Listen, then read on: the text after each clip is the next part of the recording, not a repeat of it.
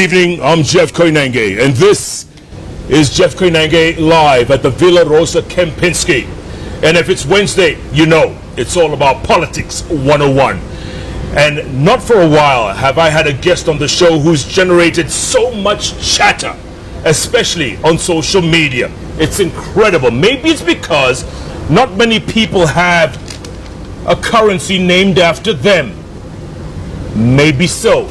Or maybe about 3 weeks ago at Jacob Juma's funeral, he came out and literally pointed at the doorstep of one of his former best friends, if you will, former colleague, man who worked for him, who just happens to be deputy president. Generated a lot of chatter. This man has been around for the last 25 years, if you will, since he first came up on the radar. He was 31 years old when he was head of an outfit called YK92, Youth for Kenya 92, which propelled then President Daniel Arap Moi into office. What happened after that? What happened to him? Where has he been? What is his future plans? We want to ask him one-on-one for the next 60 minutes. It's the man, literally, simply known as CJ on the bench, as in Cyrus Jirongo. His Twitter handle is at Cyrus Jirongo. Mine is at Koinange Jeff. Let's use the hashtag Jirongo, unless you want to use Sotano, but that's another story. He's also party leader of the United Democratic Party, UDP, right? Yes. UDP. Good to see you, my friend. Thank you. It's been a while. Thank you, Jeff. So, out of the blue, you're at Jacob Juma's funeral, and you just come out and say, if you want to know the killers of Jacob Juma, this is where you look. Why? Jeff, I come from a community called the Luya. The Luyas take death very seriously, and more so if somebody is murdered. And as a community, when we lost Jacob Juma, there was a history to it. That Jacob Juma had sent out several tweets, and he had named the people he suspected wanted to take out his life. And as far as we are concerned, that is exactly where investigations should have started. Secondly, I've been around for quite some time, as you rightly put it. I had been a victim of attempted assassination. Yourself? Myself. And that led me into looking at several assassinations that we have had in this country. For instance, we lost George Mushai in a serious, brutal murder on a street that you do not expect an amateur to try and kill a man of the stature of George Mushai, given that he had 2 security officers in his car, and that the precision with which the operation was undertaken, it is obviously murder or an assassination. Because that, the execution was perfect. But look at the way it is handled. Simple. First of all, we are told George Mushai had land issues, George Mushai had court issues. You told even a member of the family. Typical. An assassination in Kenya, its anatomy is simple. You are either standing on a path for somebody who holds a certain political office, or there is an economic crime that needs to be covered, and you have that information, and you are letting the public know. So what do? First of all, that situation exists. You are gunned down. Secondly, you hear a story of a woman somewhere. Then there'll be, of course, to cause confusion, then there'll be a story of money and a business deal somewhere. And then, thereafter, the police will come up with some very stupid explanation of what happened. And thereafter, you will hear the police have arrested somebody, taken to court, and then pack him there. You'll never hear of the story again. Do you think we'll ever know who killed Jacob Juma? Let me just explain. This is a very critical thing. Because surely it seems like the issue of assassination is creeping back into Kenya to silence those of different political opinion, or those that are releasing information that might make certain individuals culpable of economic crimes. Now, thereafter, that explanation comes up. It doesn't make sense. Then, or somebody is killed. You hear certain criminals were gunned down. You are told a gun was recovered, and the casings that we had found at the scene of crime tally with the gun that should have been used in that murder.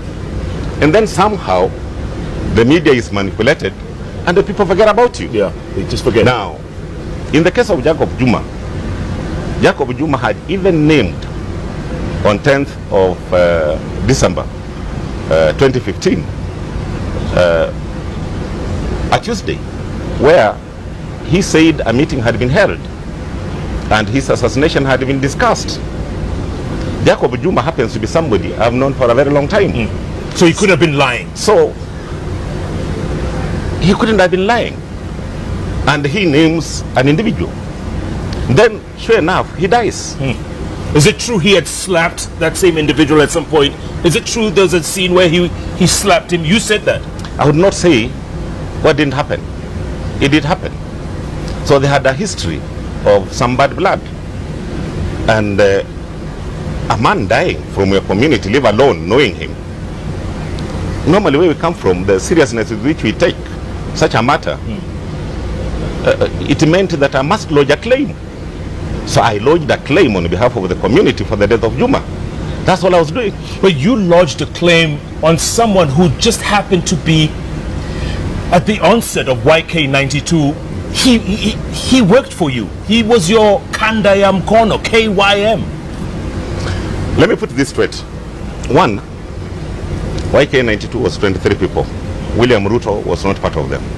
He wasn't. He wasn't a member of Youth for Kano 92. William Ruto worked with Dr. Julia Ojambo at KICC. He had just finished his university. And my interaction with William Ruto from 93 up to 97 was business. Nothing more than that. Were you close? We worked together in one office, extremely close. And let me tell you, Ruto has a lot of energy. He's a brilliant man. He works very hard. And when I looked at him with his age and the way he will execute work before him, you'll admire his energy. So we worked extremely closely. And therefore I know William Ruto pretty well. But on YK92, he was not a member. He wasn't. The only other thing we did together is that we both went into politics in 1997. Myself very reluctantly. And then we both got elected. We continued working together politically for a certain time. But of course, everybody has his own vision about leadership. Yeah. Speaking of leadership, when's the last time you spoke to him? During the burial of the late Soita Chitanda, we had a chat with him and the head of state. The three of you? The three of us. Moses Wetangula was also present. And of course, a few of the president's handlers in Soita's house. We had a long chat. The deputy president, at a function soon after you said what you said, he said, you know what, I used to be his KYM. I used to work for him. And then he said, he alluded to the fact that maybe you're jealous of the fact that he has gone so far and you are where you are. Jeff, all of us have very clear visions when you embark on a duty. My vision of who I want to be in politics is definitely not the vision of what William Ruto is or wants to be in politics. I look at leadership as a means to garner honor for yourself. I don't think that's his vision for leadership.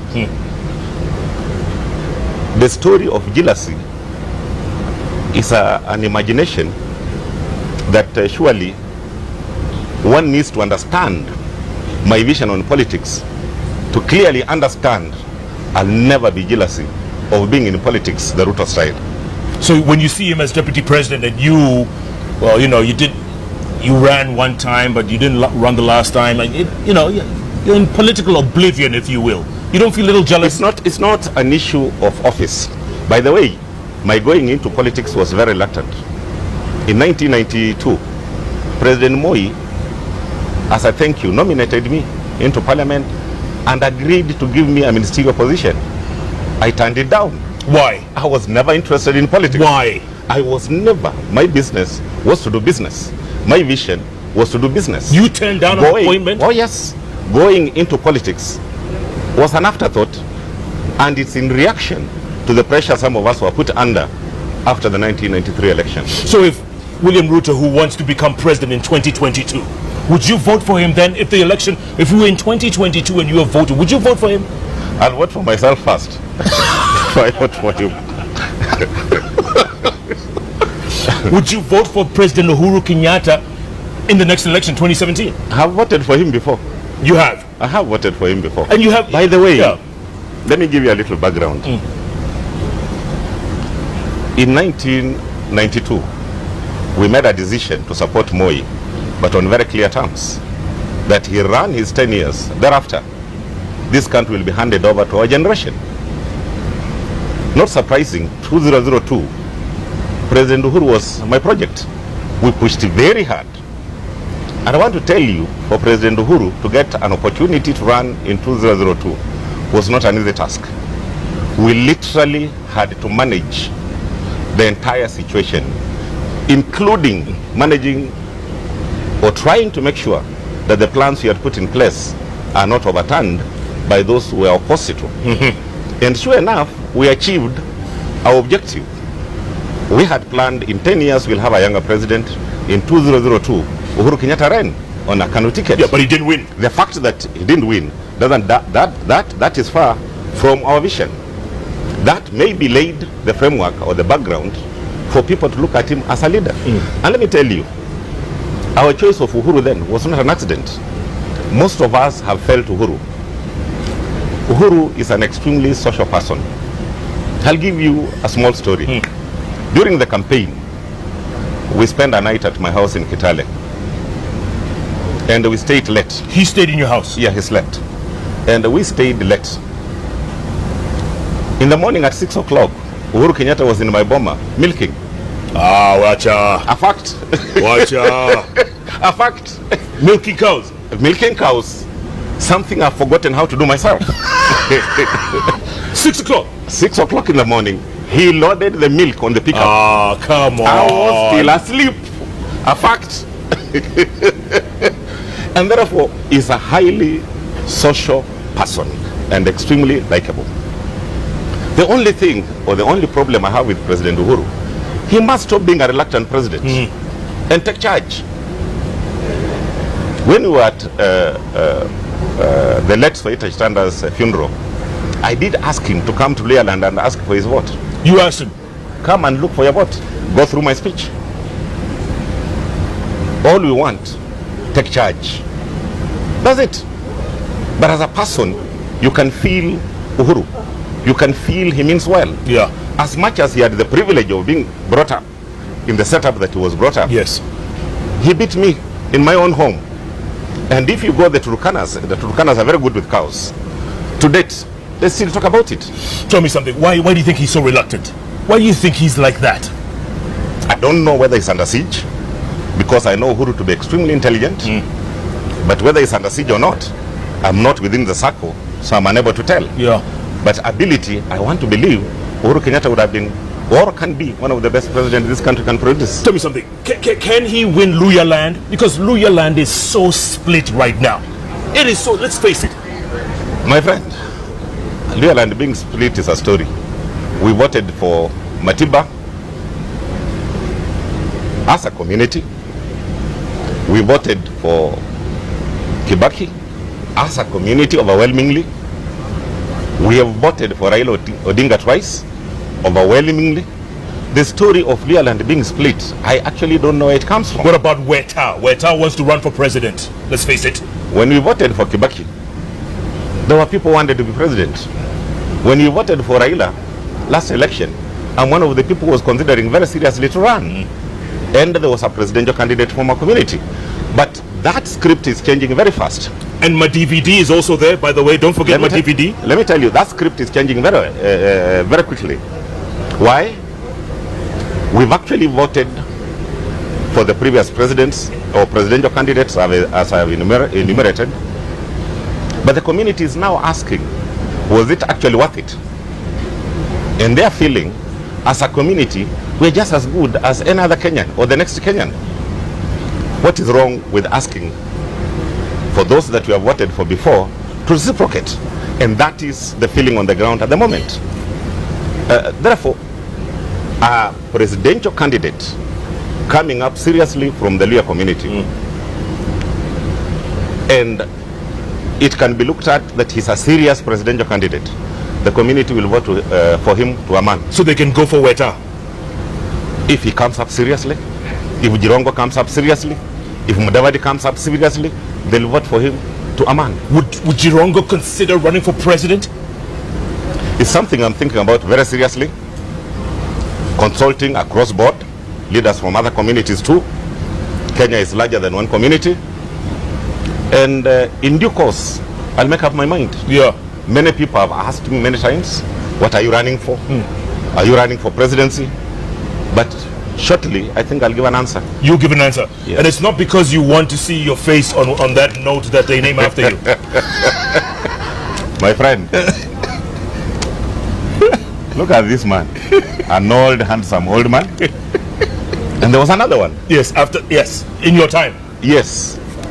With a man, his gap was down. Mine is up. Surely this is a case of mistaken identity. I hoped one time my face will be on this note. But with the constitution, yeah, I don't think the possibility exists. They won't allow it. They won't allow it. I don't think it will happen. Yes. We're going to take a break, come back, talk about the hate level in this country. Yes. You saw recently what's happening. Yes. Why are we killing each other like this? Are we that stupid? Yes. And also, IEBC is in problems, major problems. Is it going to be revamped? Supreme Court, my friend. Supreme Court. We have an election a year away. Let's talk about that. Correct. And the future of this country. Thank you. Keep tweeting at Cyrus Jirongo, at Koinange Jeff, the hashtag Jirongo. We're talking to the man who they named the 500 shilling note after, although he says that's not true. Well, ask anybody in the street, what's a Jirongo? He's a party leader of United Democratic Party, UDP, and he says he's thinking about running for president. He'll give an answer very, very soon. We're talking deep politics. We're talking the future of Kenya. Politics 101. Jeff Koinange live at the Villa Rosa Kempinski takes a break. We'll be back.